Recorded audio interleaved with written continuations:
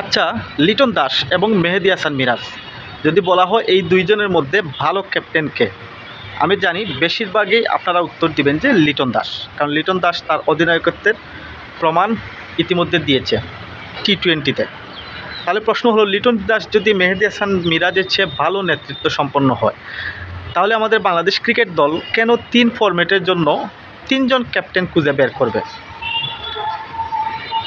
2 জন captain থাকতে পারে, কিন্তু 3 ফরম্যাটের জন্য 3 জন হলে কখনো ভালো ফলাফল বা ভালো রেজাল্ট আসবে না।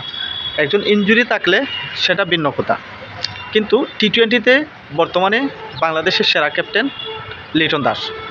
যেই নাজমুল হোসেন শান্তের সময়ে বাংলাদেশ টানা হারের বৃত্তে ছিল, সেখান থেকে কিন্তু বেশ কয়েকটি সিরিজ জিতেছে লিটন দাস। তার লাস্ট 8টি সিরিজের 2টি সিরিজ হেরেছে এবং 6টি সিরিজেই কিন্তু লিটন দাস জয় পেয়েছে তার ক্যাপ্টেন্সিতে।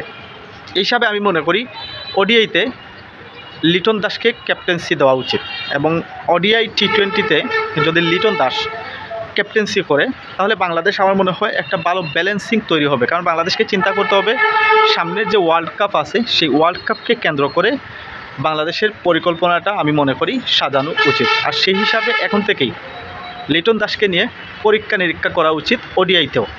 কারণ টি-20-তে তার ভালো নেতৃত্ব, তার সামনে থেকে প্লেয়ারকে ইন্সপায়ারেশন করা এবং কিপিংয়ে থেকে ভালো ফিল্ড সেট আপ, এটা কিন্তু লিটন দাস ইতিমধ্যেই করে দেখিয়েছে।